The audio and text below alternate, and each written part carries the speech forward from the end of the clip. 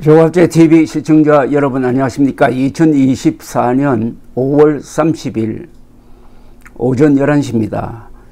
차기 대선 주자 적합도 여론조사에서 더불어민주당 이재명 대표가 오차 범위 밖에서 선두를 달리고 있다는 여론조사 결과가 나왔습니다.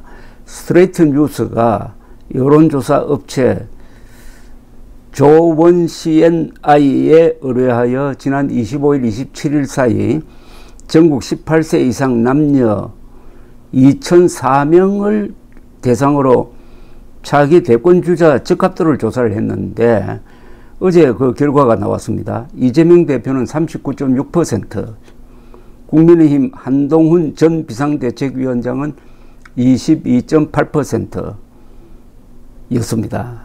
직전 조사인 2주 전보다 이재명 대표는 1%포인트 올랐고 한동훈 전 위원장은 2.3%포인트가 낮아졌습니다. 그 뒤를 이어서 조국혁신당의 조국 대표가 7.5%, 개혁신당 이준석 전 대표가 6.3%로 나타났습니다.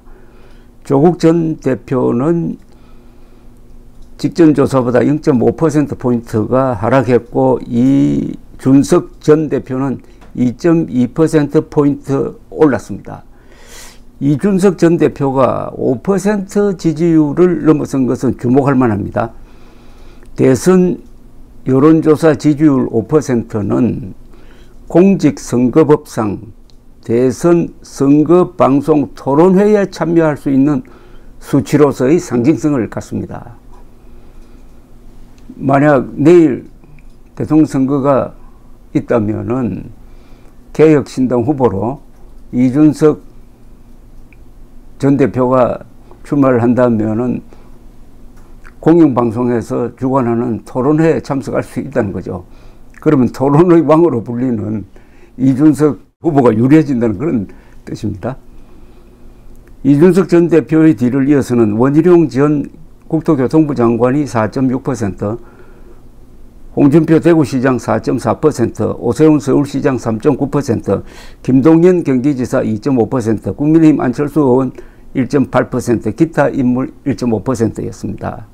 없음 잘 모르면 5.1%로 나타났습니다. 이준석 전 대표는 YTN 라디오에 출연해가지고 5%포인트라는 일종의 장벽을 돌파한 데 대해서 이렇게 설명을 했습니다. 제가 방송에 많이 나오니까 그렇게 된 것 같은데 더 열심히 하는 정치인이 많은데 부끄럽다고 했습니다. 그러면서 며칠 전 서울대 초청 영어 강연에서 윤석열 대통령을 어리석은 사람, stupid person이라고 평한 데 대한 비판에는 이렇게 반박을 했습니다. 그러면 저한테 사가지 없다는 평가를 하지 말았어야 하는 것 아닙니까? 평가는 자유로워야 합니다. 라고 했습니다. 사가지 없다는 말을 예사로 하면서 이준석 전 대표를 비판하던 사람이 이준석 이제는 의원이라고 불러야 되겠습니다. 이준석 의원이 윤석열 대통령의 의료 대란에 대해서 어리석은 사람이 벌린 실수다라고 비판하는 게 뭐가 잘못되었냐 이런 이야기입니다. 이준석 대표는 서울대 강연에서 영어로 이야기를 했는데 윤석열 대통령의 2,000명 의대 정원은 이공계에도 심각한 타격을 줄 것이라고 하면서 오직 의과대학 지망 학생을 둔 부모만 이롭게 할 뿐이라고 지적을 하고 stupid person이라는 표현을 썼습니다. 그는 대학 진학생이 20만 명인데 그중 가장 머리 좋은 사람 5,000명이 다 의과대학으로 가버리면은 이공계에는 어떤 사람이 지원하겠느냐. 이게 이공계를 아주 강타하는 행정조치라고 하면서 아주 신랄하게 비판을 했습니다. 이 서울대 강연에서 이준석 의원은 아주 참고할 만한 이야기를 했는데, 선거와 관련해서 과거 선거는 충청도가 결정 변수였다. 충청도 표가 어디로 가느냐에 따라서 달라졌는데 요사이는 바뀌고 있다. 최근 세 차례 선거에서 바뀌고 있다. 2022년 대통령 선거, 지방선거, 지난 총선에서 바뀌고 있는데, 그게 바로 2030 세대가 스윙 제너레이션이 되었다고 했습니다. 스윙 제너레이션이란 말은 시계추처럼 이렇게 왔다 갔다 하면서 승부를 결정짓는 변수라는 거죠. 미국에서는 대통령 선거 때 스윙 스테이트란 말이 있습니다. 그 한 5개, 6개 주가 전체 판세를 결정하는데, 한국에서는 이제는 충청도 대신에 2030 세대가 선거 결과를 확정짓는 아주 중요한 변수가 되었다면서, 2030 세대와 말이 통하는 이준석 개혁신당이 그들의 지지와 염원을 조직화해가지고 차기 선거에서는 큰 정당과 연대할 생각을 내비치기도 했습니다.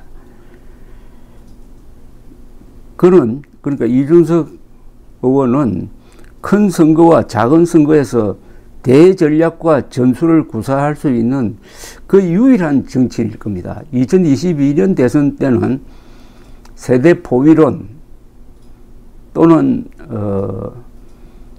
페미니즘에 대한, 극단적 페미니즘에 대한 반대론으로 윤석열 대통령을 당선시키는데 공을 세웠습니다. 대전략이었습니다. 흔히 대전략은 정권을 좌우할 수 있는 전략을 말하는데, 전쟁에서는 그게 피를 흘리는 전략이지만은 선거에서는 정권을 결정하는 선거 전략으로서, 피를 흘리지 않는 전략으로서 피를 흘리는 것과 똑같은 결과를 가져오니까, 이 선거에 있어서의 대전략이야말로 군사적인 대전략 못지않게 중요한 건데, 이 부분에서 이준석 의원은 확실한 성과를 거두었다, 이런 이야기죠.